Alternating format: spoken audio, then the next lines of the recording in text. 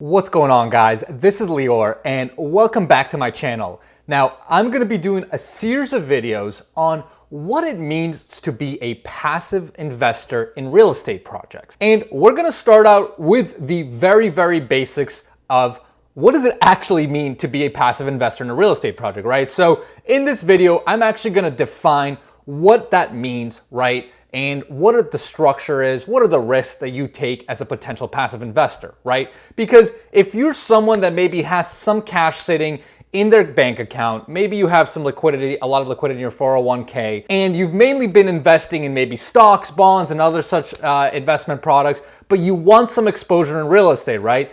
Being a limited partner could be the right fit for you, right? Because unlike what Instagram and YouTube glamorize, being a direct real estate investor yourself is not always the easiest path, right? Owning and managing rental property takes a crap load of work. You got to put the team in place. You got to get the financing in place. You got to get, you got to really become an expert in your market, right? And for a lot of you guys that are interested in investing in real estate but have other priorities, right? You usually have other jobs that pay you very well. That might not be something you necessarily want to spend time on. So if you're a busy professional and you want some exposure in your portfolio to real estate, but you don't necessarily want to be the guy or the gal, right?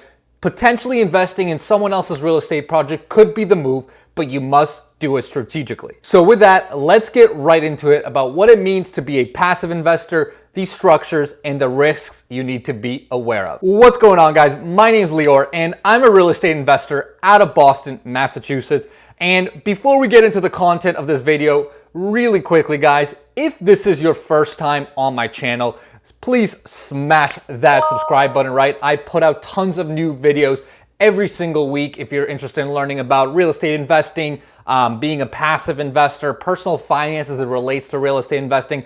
That's the kind of content I put out on a weekly basis. So if you're interested in learning more about this, make sure you smash that subscribe button. And number two, if you're interested in getting my case study of a recent BRRRR project that we did, right? A buy, rehab, rent, refinance project that we did in the Boston area, just so you can start to get a feel of what the numbers look like for potential BRRRR deals, make sure you download that guide in the description below. So with that, before we get into the nitty-gritty of the details, let's actually define what it means to be a passive investor versus an active investor, right? So an active real estate investor is basically someone that does real estate investing as their profession, right? This could be an investor that buys apartment buildings, this could be a developer, and it could basically be anything in between, right? But this is basically someone that's on the ground actually executing the deals on a day-to-day basis.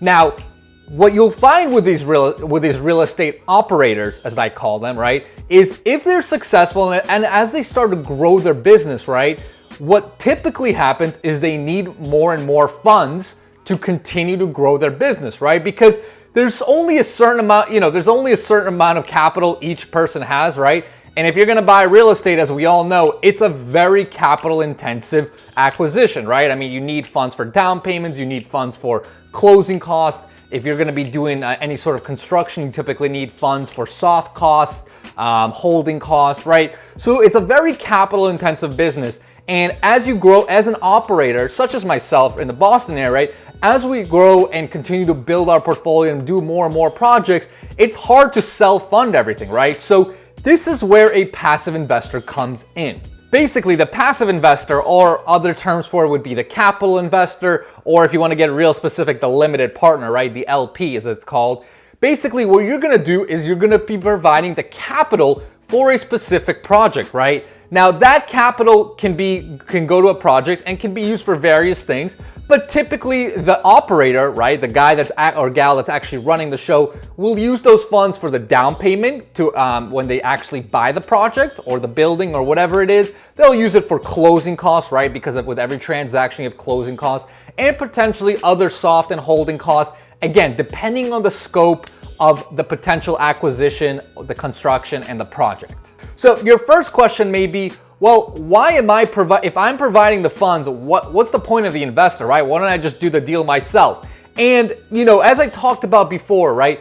If you're a busy professional who's got a great job or other business that's not necessarily in real estate, right? going and tackling complex real estate projects may not be the best move for you, right? So basically what you're gonna do is partner with this operator, right? Who's got the experience, who knows exactly what they're doing, who knows the market in and out, who already has the team on the ground to execute on projects, right? And you're basically gonna contribute the funds, whereas the operator will typically contribute finding the deal, negotiating the deal, closing on the deal, bringing in the financing, the mortgage component, and then actually executing on the deal to make sure everything goes smoothly. So your next question may be, okay, well, that makes sense to me, but what would I get in return for providing the funds? And the real simple answer is typically you will, in return for providing the funds for a specific project, you will typically get some sort of percent ownership of the project or building. So for example, let's say you invest into a acquisition of a 50-unit apartment building, right?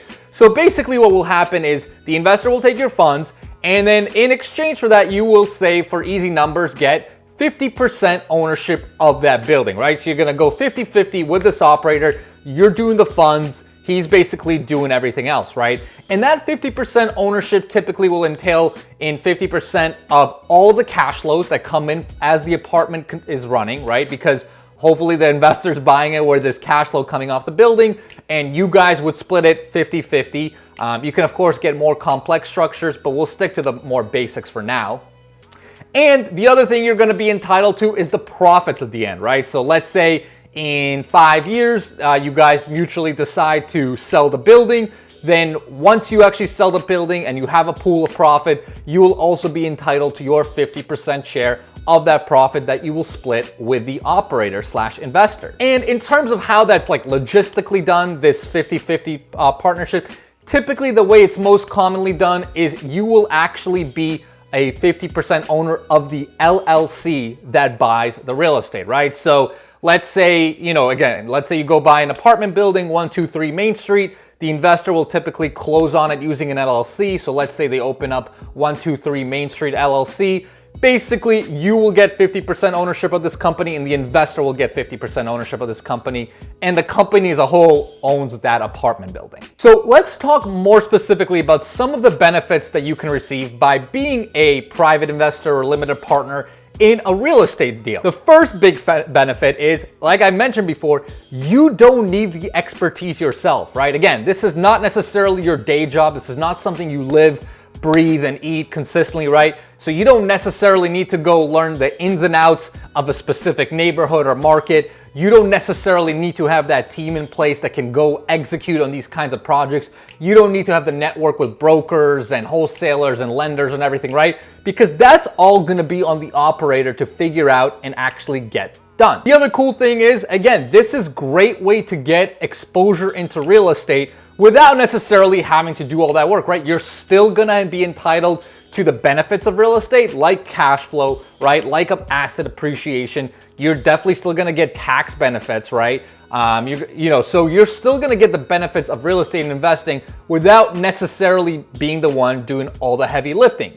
And the other thing that's really nice too is, if you're gonna invest into one project, right? Again, it's not like you have to invest all the funds. You can invest a small percentage of the funds. This would be a cool way for you to diversify even within real estate, right? You can invest in many different projects, right? It could be in one market, it could be in many markets, it could be with one operator, it could be with multiple operators, but you can basically diversify even within real estate, because again, it's not like you have to come up with the entire down payment for the project. You're just investing typically a small portion of that required funds. So you can invest in one project in Boston, you can invest in one project in Phoenix, one project in Minnesota, right? With that upside explained, let's actually talk about some of the risks you need to be aware of. And I'd say the number one thing you need to be aware of as a limited partner or passive investor, right? And what really comes down to the success of passive investing is choosing the right operator. I mean, there's just no way around it, but the success of most projects is typically in the hands of the person running the show, right? So whoever you choose to invest in the project, right? Whoever's gonna be doing everything from the acquisition to the financing to the project management to the asset management, right? To the disposition of the asset.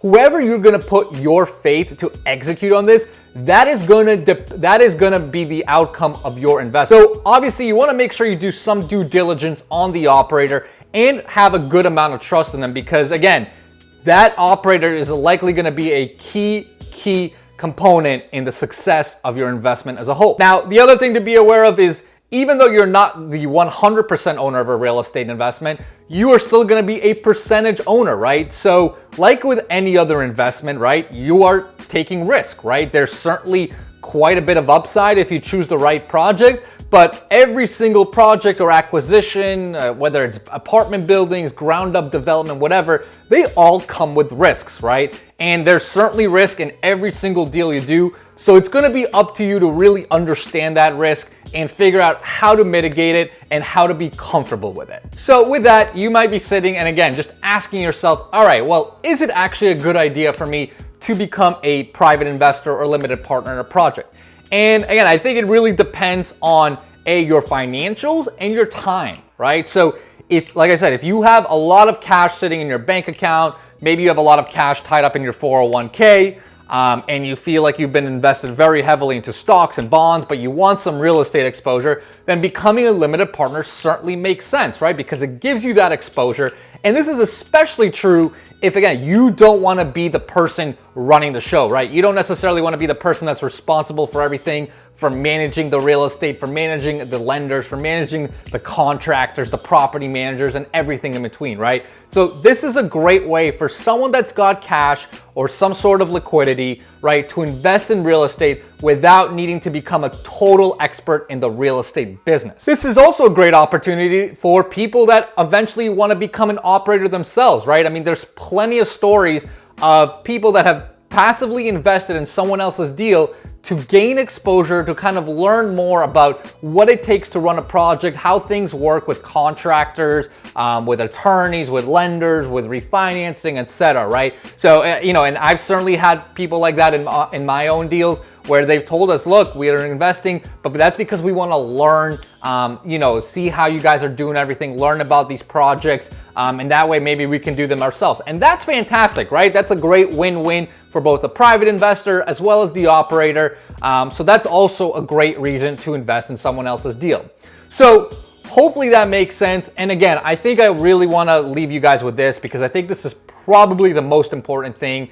I talked about it, but I'm going to say it again. I think the biggest thing you need to think about when investing passively is trust in the operator, right? Because the operator is going to be so key to the success of our project, right? A good operator can really make a project great, whereas a bad operator can take a great project and completely burn that ship to the ground, right? So you really want to make sure you do your homework on the operator, understand their experience, understand their expertise, understand what they're good at, and really evaluate your decision from there. So hopefully that makes sense, guys. If you guys have any questions, just shoot them below.